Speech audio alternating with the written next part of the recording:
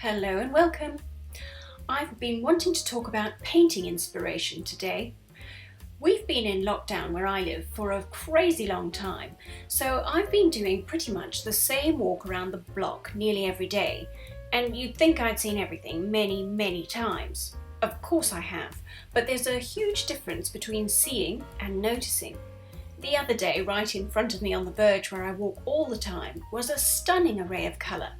Layers of gorgeous texture too. Simple flowers, but then simple things are usually the best, aren't they? Right up front was spiky grass. I'm not sure exactly what kind of plant it was, but it had no flowers and very narrow, firm, pointy leaves. Behind that, some glorious red geraniums with their wide, juicy leaves. And peeping up from behind those, some lavender bending in the breeze. How had I not noticed this before? To be fair, it is newly spring, so it is the time of year when little flowers do seem brighter, a relief after the bleak winter. Even so, it was a good reminder of how easily we can miss the tiny delights in front of us, especially when there's so much going on in the world that distracts us from everyday happiness. That makes it an excellent time to be a painter. The job of a painter is to really pay attention, to notice the beauty in the simple things.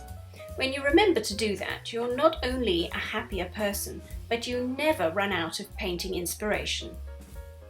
The other thing that is good for painting inspiration is actually boredom and repetition. It's actually quite useful for creativity. You might say it was a little boring to walk the same walk every day and see the same sights, but it was only after I realised that I was getting tired of seeing the same set of streets that I noticed these wonderful colourful layers that had probably been there for quite some time. And this same scene is now in my head, and I want to keep playing with it in different ways. There's so much to be gained from painting the same thing over and over again. Stick with the same subject, and you can't help but find ways to spice it up.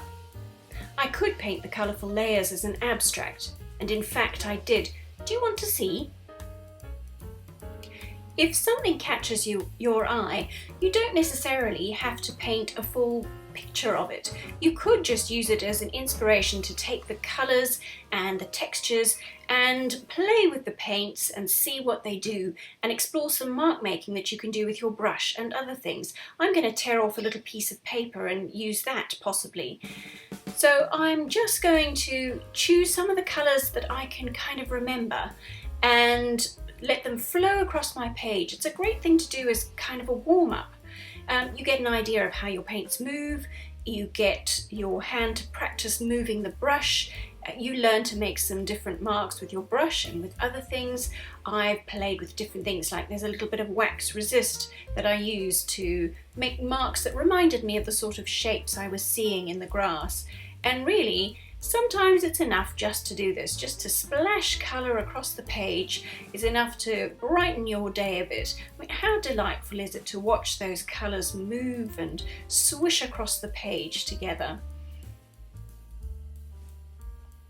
It's unlikely that at the end of this process you're going to have a painting that you want to hang on your wall, but that's really not the point. The point is just to enjoy playing with your art materials, to enjoy the colours, to see what different kind of effects you can make, to try out different techniques, and really just to enjoy a few quiet moments alone with nothing else to think about than the colour whooshing across the page. How marvellous is that?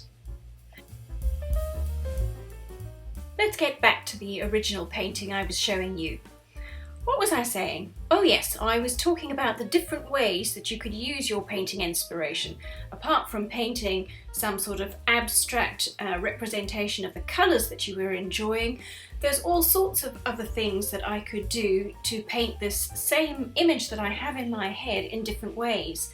I could change the point of view, paint it from up above, or paint it looking as if I was right down on the grass.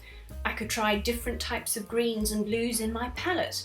I could play with moving the light source around from different areas in the painting. I could paint it at sunset. The more ideas you think of, the more ideas keep coming. This is the way our brains work. Pretty awesome, really.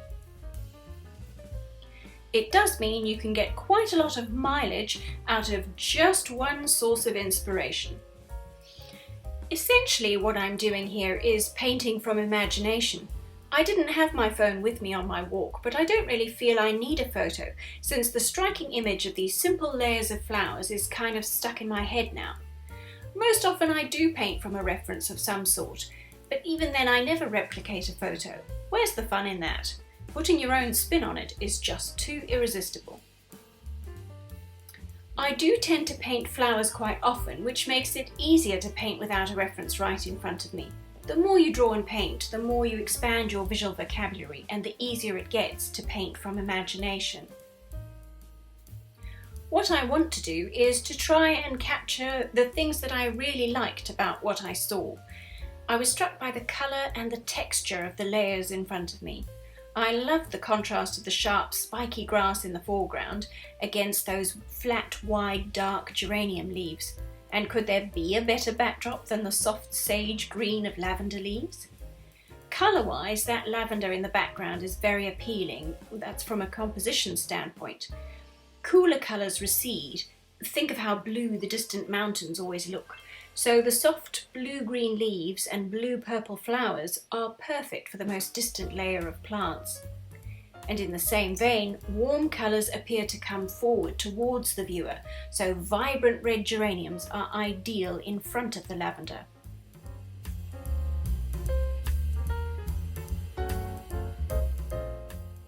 So I might not be able to go very far outside right now, but happy sights are just outside my front door.